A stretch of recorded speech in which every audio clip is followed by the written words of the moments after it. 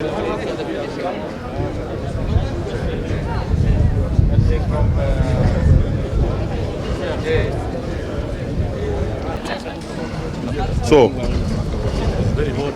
when do utakuwa wa kwanza? I was hoping that it was Mutahi Kagwe first to clear the way for me, but since I'm here, I will have to face you without his assistance.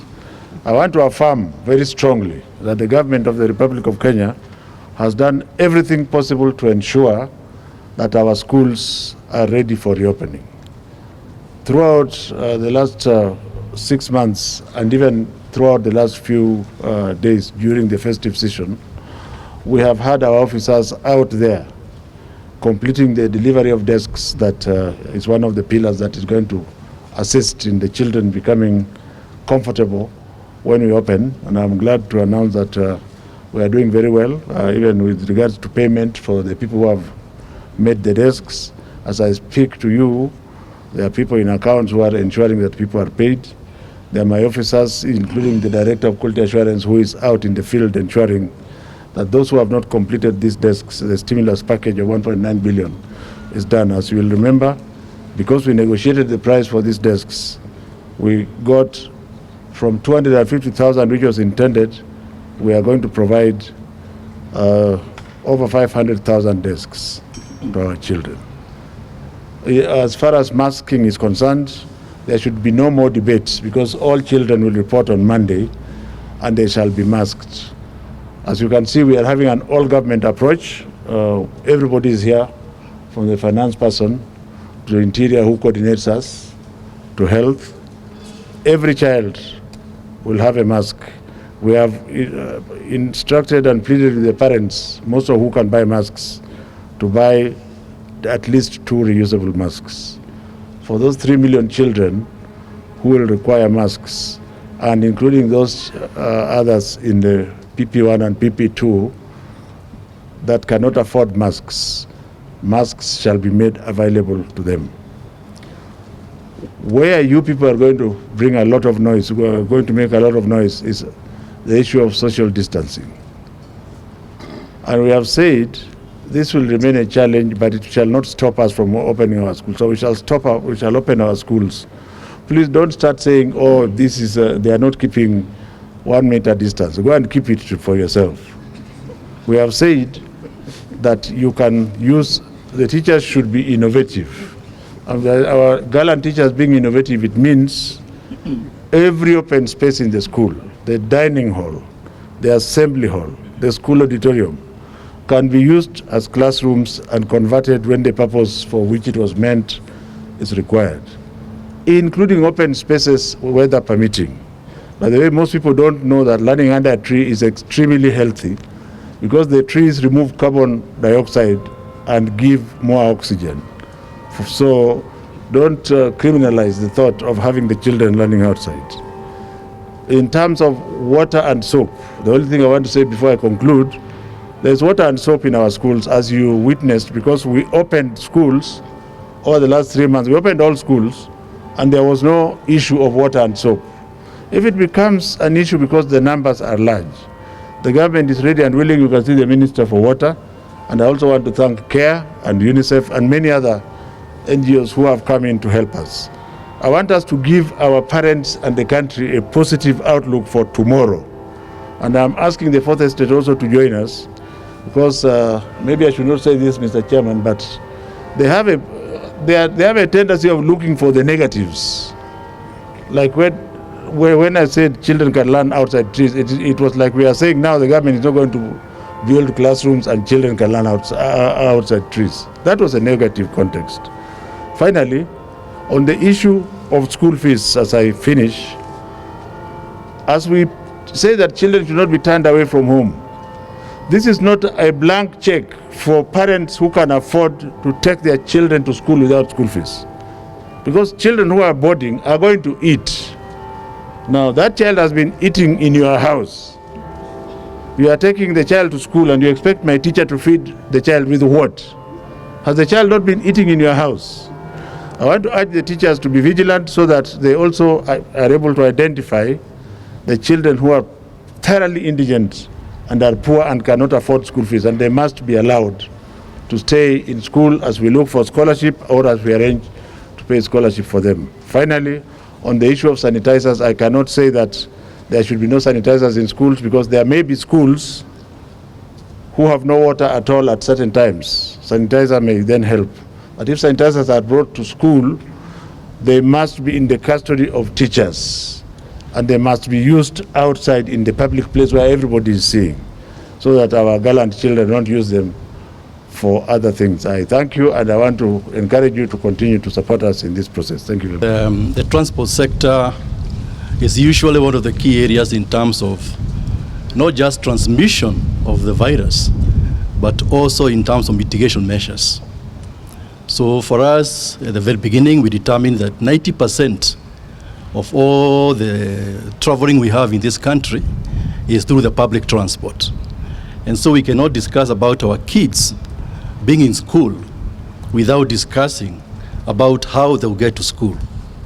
And so because of that, in the last 2 days, we've been engaging the key stakeholders in the public transport sector, including the Matatu Owners Association, with whom we have agreed that tomorrow they will have very robust measures put in place. We are aware we are still in the festive season, and this is a season when we have a lot of accidents. The last thing we want to do is that before the kids get to school, we have these, God forbid, accidents along the way. So we've agreed with the chairman of Matatu Owners Association 3 things. Number 1, all the drivers will be tested for alcohol. We shall not allow anybody getting into those vehicles who has been drinking in the previous 1 or 2 days. Secondly, we have also made sure that these drivers will not drive long distances, because by doing so, they get fatigued and they cause accidents along the way. Thirdly, we have agreed that they will not hike the fares. We appreciate that and recognize the fact that parents are coming from a very difficult period whereby they are constrained economically. The last thing we want is them to be overcharged in terms of the kids going back to school. So in terms of Matatu sector, that's what we've agreed. Secondly, to complement the Matatu sector, we have looked at the railway system which we have. We have the SGR, we have the MGR. And what we agreed with the Kenya Railways management is that tomorrow being Monday, when the kids are going back to school, we shall double the capacity of our inter-county trains. Every day, in normal days, we have 1 train coming from Mombasa and 1 train coming from Nairobi. We have made sure that now we have 2 pairs, 2 trains coming from Mombasa and 2 trains coming from Nairobi. And these trains will be inter-county. We want to emphasize that because our kids will be leaving Nairobi, for example, going to Machako schools, going to Mutito Aderi schools, and so forth. Tomorrow, we shall not have express train. All trains coming to Nairobi and vice versa, they'll be actually stopping in the 7 stations along Mombasa-Nairobi highway. Also, we have looked at the MGR. You're aware, recently we did rehabilitate the line from Nairobi to Nanyuki. And tomorrow at 9 a.m., we shall have a train ready from here to Nairobi, from Nairobi, all the way to Nanyuki, which will be carrying about 1,500 of our students and their parents. And then lastly, also we have directed Kenya Railways tomorrow to make sure we have full capacity of our intra-city commuter rail. We have 20 trains running tomorrow to make sure that students going around in the Nairobi metropolis have no problem. That will allow us to move at least 60,000 passengers, majority of them will be children tomorrow, to make sure they get to school safely and on time. Thank you. Thank you very much, my colleague CS Matiang'i and our chairman.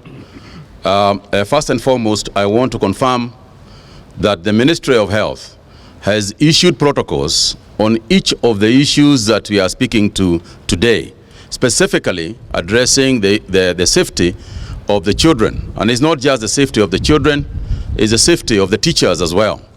As you are aware, persons who are, the older you are, the more vulnerable you are to the virus. And therefore, the protocols that have been issued include the fact that it is not just the children who are supposed to be masked, but also the teachers, specifically the teachers, are supposed to be masked as well.